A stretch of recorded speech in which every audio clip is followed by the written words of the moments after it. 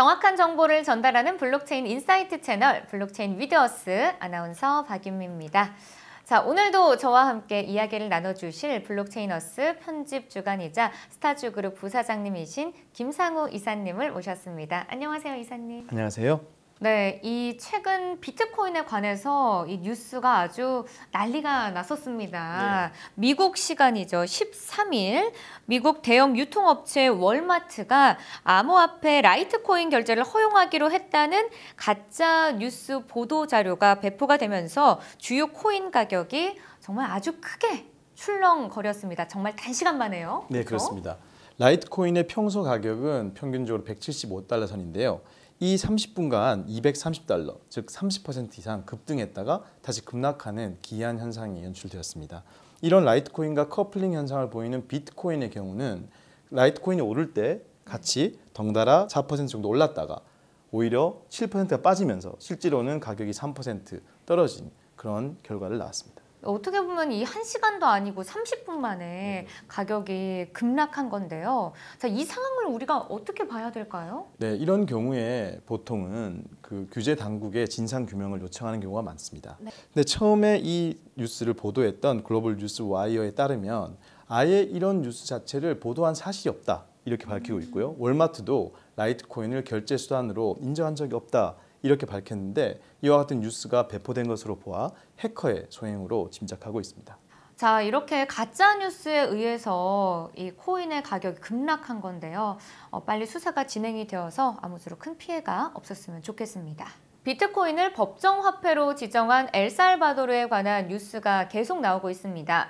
엘살바도르 대통령은 트위터를 통해 비트코인 원래 치보 사용자가 50만 명을 넘어섰다고 알렸는데요. 자, 앞서 발행했던 기술 결함은 95% 해결된 상태이며 수일 내에 결함 복구가 완료될 것이라고 전했습니다.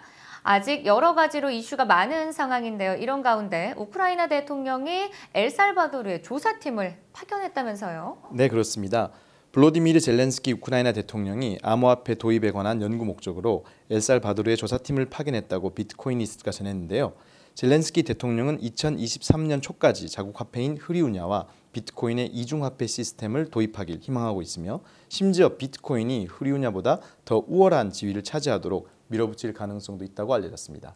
지난 8일 우크라이나 의회는 암호화폐 법적 지위를 인정하는 내용의 가상자산법을 통과시켰고 이러한 비트코인의 도입 배경에는 러시아의 영향력으로부터 벗어나려는 시도라는 평도 있습니다. 자, 엘살바도르 비트코인 법정화폐 수립 이후에 암호화폐 시장이 조정 장세에서 벗어나지 못한 가운데 알고랜드가 30% 급등을 하면서 사상 최고가를 경신했습니다. 디크립트, 포브스 등의 외신들이 이 알고랜드가 솔라나와 같은 수준으로 급격한 상승세를 기록하고 있다고 보도했는데요.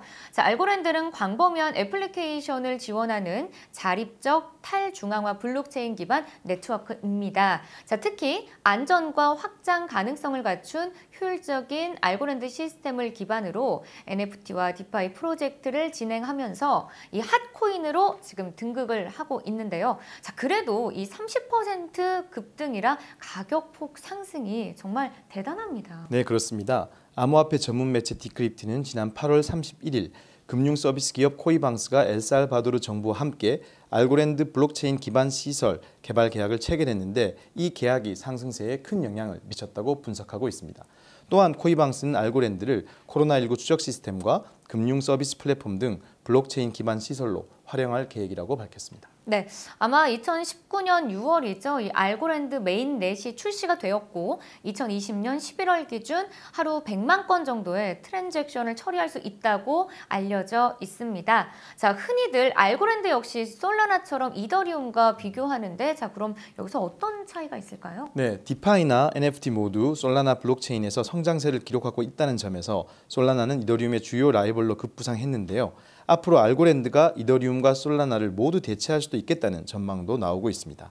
디파이와 NFT를 모두 제공하는데 솔라나보다 시세가 낮아 투자자가 더 저렴한 비용으로 알고랜드에 투자할 수 있다는 것도 이더리움과 솔라나에 비해 큰 장점으로 볼 수가 있겠습니다. 네, 그럼 전문가들은 이 알고랜드 상승에 대해서는 어떻게 보고 있을까요? 네, 온라인 금융거래 플랫폼 스펙터.ai의 관리 총괄인 카이 케미나는 포브스와 인터뷰에서 알고랜드의 현재 상승세는 놀라운 일이 아니며 코어 방스와 엘살바도르 정부의 계약과 이탈리아 최대 저작권 수집 기관인 SIAE가 알고랜드 블록체인으로 NFT 수백만 개를 출시하기로 결정한 점, 그리고 스테이블 코인인 USD 코인 발행 기관 서클이 알고랜드 체인에서 솔루션을 개발하기로 한 점 등으로 미루어 앞으로 알고랜드의 추가 채택과 시세 상승의 촉매제 역할을 할 것으로 보고 있습니다. 참 요즘 더 나아가서 이 백신 여건이 핫한데요. 콜롬비아 정부에서도 알고랜드 기반 디지털 백신 여건을 도입한다면서요. 네, 그렇습니다. 지난 10일 알고랜드는 보도 자료를 통해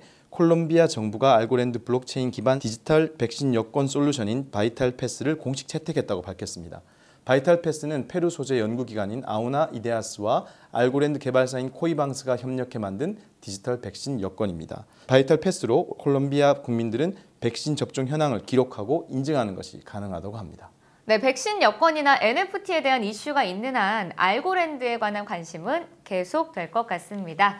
자, 최근 상승세를 보이던 비트코인이 24시간 전보다 0.3% 지금 오른 건데요. 하지만 그동안 가격 상승 폭에 의하면 좀 떨어진 상태입니다. 자, 역시 비트코인 약세는 가상화폐 시장 규제가 좀 원인이라고 할 수 있겠죠? 네, 그렇게 볼 수 있을 것 같습니다. 지난 11일 각국 중앙은행이 암호화폐에 대한 규제를 강화하는 조치를 속속 내놓자 비트코인은 4% 이상 급락한 바 있습니다. 그러나 비트코인은 저가 매수에 힘입어 12일 소폭 반등하는 데는 성공했는데요. 하지만 13일에 다시 약세로 돌아서서 결국 각국 중앙은행의 규제 강화 조치 여파가 지속되고 있는 것으로 풀이되고 있습니다. 미국 재무부는 스테이블 코인이 금융 안정성을 위협하는지에 대해 공식적인 심사 여부를 논의 중이며 중국 국영 전력회사는 비트코인 및 가상화폐, 채굴, 시설에 대한 검사를 실시한다고 발표했습니다. 네, 아마 규제에 대한 보도 때문인지 법정화폐 채택 이후에 상승 랠리가 지속될 것이라는 논평과는 좀 다르게 진행이 되고 있습니다. 현재 지금 어떤가요? 네, 기술적인 문제 등의 이유뿐만 아니라 약 900억 원대의 채굴자 매도 물량이 거래소에 유입되었는데요. 그들이 수익 실현을 하기 위해 매도하면서 롱 포지션 청산에 영향을 주었고 결국 급락으로 이어진 듯 보입니다. 네, 이 롱 포지션 청산에 이어서 IMF 또한 의도적으로 덤핑을 했다고요? 네, 그렇습니다. 아시는 것처럼 엘살바도르 정부에게 IMF가 비트코인을 법정 화폐로 채택한 것은 위험하다고 끊임없이 경고 메시지를 날렸습니다. 시행 첫날부터 비트코인을 받은 엘살바도르 주민들이 곧바로 달러로 환전에 인출하는 일이 급증하면서 중앙은행의 달러 보유액이 1억 5천만 달러 수준까지 떨어졌고 최소한의 외환 보유액을 유지하지 못하게 되자 엘살바도르는 IMF 등에 약 4억 달러의 차관을 요청한 상태였습니다.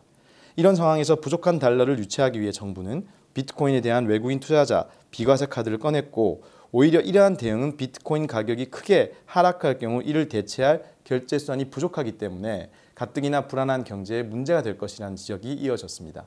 이러한 모든 문제가 총체적으로 암호화폐 시장의 악재로 작용되었을 것이라는 분석입니다. 네, 조금 더 이야기를 정리해 보자면은 비과세를 노린 외국인 투자자 입장에서도 좀 불안정한 이 치보를 신뢰하지 못할 경우 투자금 회수가 불확실하니 또 진행하기 어려울 테고 낙후된 경제와 통화 결제 시스템을 해결하기 위한 엘살바도르의 실험이 과연 어떤 결과로 이어질지 궁금해집니다.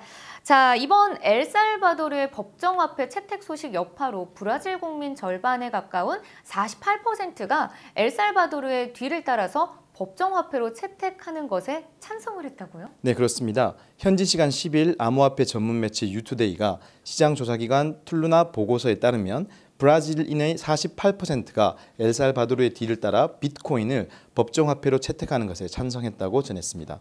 툴라나가 브라질 성인 2,700명을 대상으로 설문조사를 진행한 결과 전체 응답자의 31%는 비트코인 도입에 찬성을 했고 심지어 17%는 강력하게 찬성한다고 답했습니다. 네, 그렇다면 이렇게 브라질 사람들이 찬성하는 이유는 뭘까요? 브라질 사람들이 이렇게 찬성한다는 응답자의 39%가 인플레이션 및 금융 불안정으로부터 보호하기 위해서다라고 응답했고요. 다른 주요한 이유로는 투자 다각화가 55%, 그리고 기술 동향 추종이 약 37%로 꼽혔습니다. 또한 브라질은 국민의 92%가 이미 비트코인을 인지하고 있다고 합니다. 와, 92%가 이미 비트코인을 인지하고 있다. 이 숫자가 정말 상당한데요. 자, 엘살바도르의 비트코인 법정화폐 채택 이후에 브라질에서도 법정화폐로 채택되는 건 아닌지 또 모르겠습니다. 자, 비트코인이 다시 회복되어서 계속해서 좋은 호재 소식 전해줄 수 있었으면 좋겠습니다. 자, 다음 소식으로 넘어가 보도록 하겠습니다. 암호화폐 시장이 예의주시하고 있는 리플과 미국 증권거래위원회 간의 소송전이 엎치락뒤치락 하면서 계속해서 지속되고 있습니다. 자, 소송전이 지난해 12월에 시작되지 않았을까요? 네, 말씀하신 대로 SEC는 지난해 12월 XRP 발행사인 리플랩스를 미등록 증권 판매 혐의로 기소한 바 있습니다. 암호화폐 전문 미디어 뉴투데이에 따르면 리플이 최근 SEC가 요청한 내부회의 녹취록 제작 요청을 수락한 것으로 전해졌습니다. 앞서 SEC는 지난 8월 31일 리플의 내부 회의 비디오 및 오디오 녹취본을 확보하기 위해 이를 제작해달라는 요청을 제출한 바 있습니다. 이에 리플 측 변호인은 창사 이래 8년에 걸친 회의 기록의 녹취록 및 비디오를 요청하는 것은 매우 부담스러운 일이라며 해당 요청의 기각을 법원에 제시한 바 있습니다. 리플이 SEC의 요청을 수락함에 따라 소송 당사자들은 해당 녹취록의 내용 및 포함 범위에 대해서 앞으로 협의를 계속 이어갈 예정입니다. 네, 일각에서는 양측의 합의 조짐을 보이고 있다는 얘기가 들려오는데 그럼 실제 상황은 어떤가요? 예, 일단 매체에 따르면 합의 논의는 아닌 것으로 보입니다. 합의 논의가 진행되었다면 녹취록 등 그런 것들이 필요가 없지 않았을까 싶습니다. 그렇죠. 자, SEC가 리플의 소송을 제기하기 전에 제3자에게 리플을 유가증권으로 간주했다라는 사실을 알리지 않았다고 인정을 했습니다. 네, 맞습니다. 비트코이니스트는 최근 법원 제출 서류에 첨부된 Request for Admission to the SEC를 인용해 이같이 전했는데요. 서류에 적힌 구체적인 코멘트는 SEC는 소송 제기 전 특정 제3자가 리플의 법적 지위에 대해 문의했음을 인정한다. 그러나 위원회는 이에 대해 어떤 식으로든 견해를 밝히지 않았다라고 기록되었다고 합니다.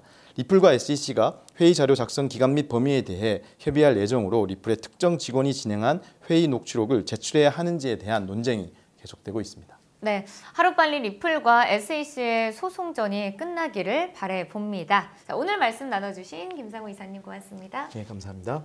비자의 알켈리 CEO는 팟캐스트에 출연해 비트코인은 금의 디지털 후계자라며 비자는 암호화폐 구매 및 법정화폐와의 전환 서비스 제공을 위해 노력 중이고 암호화폐를 단순 결제 수단이 아닌 현금의 이동 수단이 되도록 하는 데 중점을 두고 있다고 밝혔습니다. 자, 그는 5년 뒤 암호화폐의 미래에 대해 매우 성공할 수도 있고 반대로 실패로 끝날 수도 있지만 비자가 현재 암호화폐 업계의 한가운데 있다는 것은 확신한다고 전했습니다. 블록체인 위드워스 여기서 마치도록 하겠습니다. 시청해주신 여러분 고맙습니다.